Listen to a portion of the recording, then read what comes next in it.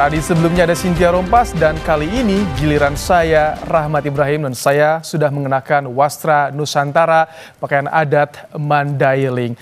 Dan di segmen ini tadi sebenarnya ada juga tamu spesial. Tak mau kalah di segmen ini juga kami akan hadirkan tamu spesial, ada Mas Suhartono, wartawan Istana Harian Kompas. Silakan Mas Har ikut bergabung bersama saya di sini.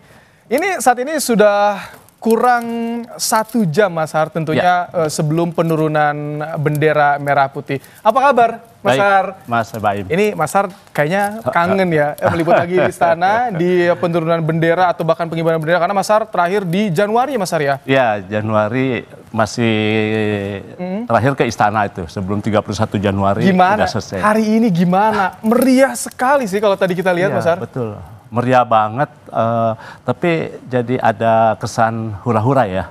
Tadi saya ngobrol Gimana? dengan Guntur Soekarno, pulang dari menghadiri detik-detik proklamasi, saya teleponan, beliau bilang bagus acaranya, Prabowo menyuguhkan detik-detik ya, antusiasmenya tunggu baik, tinggi sekali gitu ya. Hanya menurut beliau itu terlalu hura-hura, kurang sakral. Karena yang namanya proklamasi, detik-detik proklamasi itu harus sakral.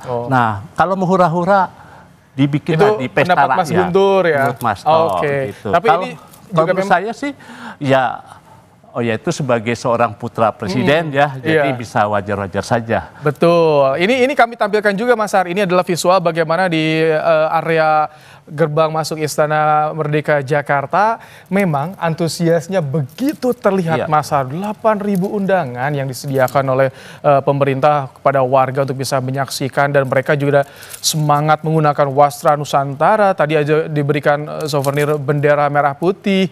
Artinya ini masyarakat dilibatkan di pesta rakyat kemerdekaan Republik Indonesia Mas Har ya? Iya, betul. Memang pelibatan masyarakat lebih tinggi ya. Saya lihat misalkan setelah upacara detik-detik penaikan, masyarakat ditawarkan untuk ke belakang Istana Merdeka.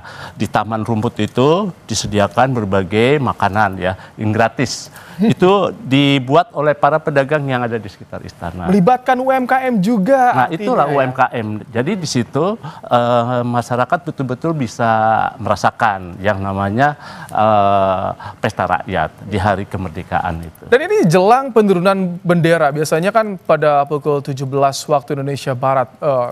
Sebelumnya dilalui dengan peniupan trompet pertama ya. Iya. Ada beberapa kali trompet biasa. 3 kali trompet. Ada sebelum upacara memang disuguhkan dengan kesenian-kesenian. Tadi kita sebelumnya simak bersama ada artis nasional Ruth Sahanaya juga menghibur tamu undangan yang hadir Mas Har. Jadi masyarakat juga sambil menunggu upacara bisa menikmati sajian yang tersedia di sana ya. Iya. Sekarang acara kreatifnya itu langsung ditangani oleh tim kreatif yang di bawah tanggung jawabnya Mas Didit Prabowo. Jadi langsung putra presiden yang menangani langsung tim kreatif. Langsung capable di bidangnya, teruji di bidangnya ya. Termasuk kereta kencana yang baru. Oh iya. Kalau dulu kan pinjam ya, pinjam dari keraton. Sekarang khusus dibuat oleh istana dan dibuat di Jogja. Jadi kereta kencananya terbuka di atasnya. Katanya sih mengadopsi di negara lain gitu. Jadi supaya lebih terkesan terbuka, rakyat bisa melihat. Kalau dulu Paskibraka. Ki Jagaraksa kan warna hitam tertutup. Ya, tertutup. Itu di Jawa Barat. Sekarang di Yogyakarta dibuat langsung di Sleman ya. Iya. Dan disuguhkan jadi rakyat langsung melihat. Termasuk juga ini produksi rakyat gitu ya. Jadi betul-betul pelibatan masyarakat kali ini cukup tinggi. Baik, itu ada beberapa momen. Lalu yang beda lagi soal persiapan nih. Persiapan jelang perayaan HUT kemerdekaan Mas Har. Kita lihat begitu grande, begitu meriah yang tersaji di istana. Tapi Mas Har lihat bagaimana sih persiapannya kalau ini di istana ini? Ya, biasanya? Kalau saya ingat kan sempat tanggal 20 Juli itu akan diluncurkan tema dan logo HUT RI di Istana Negara oleh Presiden. Tapi entah mengapa mundur ke tanggal 23. 23 Juli. Jadi relatif persiapan itu cukup mepet banget kalau buat orang-orang istana. Karena kalau dibandingkan dengan era Pak Jokowi, era Pak SBY yang juga mempersiapkan acara ini besar-besaran juga, itu bulan Mei atau awal Juli itu sudah persiapan, sudah diumumkan tema dan logonya, sehingga panitia di istana itu mempersiapkannya lebih ada waktu. Tapi ini luar biasa loh. Pengukuhan juga kan, pengukuhan kemarin Paskibraka sempat mundur 2 hari, tapi ternyata ketika harus perform tampaknya ya meskipun biasanya ada 2 agenda yang kali ini agak mepet dan akhirnya ada 1 agenda penting yang juga belum dilakukan oleh istana. Satu adalah pengukuhan Paskibraka yang biasanya dilakukan itu paling telat tanggal 15 atau 13 Agustus sebelum tanggal 17. Nah, tapi mundur. Akhirnya baru tanggal 15 hari Sabtu.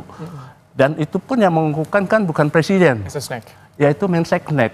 Padahal kalau saya mendengar cerita dari para Paskibraka, ada senior Paskibraka yang udah pernah ikut juga, mereka pasti akan ada sedikit kekecewaan. Karena mereka udah ada di istana, sudah di Jakarta, berharap presiden sebagai kepala negara yang mengukuhkan mereka. Tapi ternyata cuma Menseknek.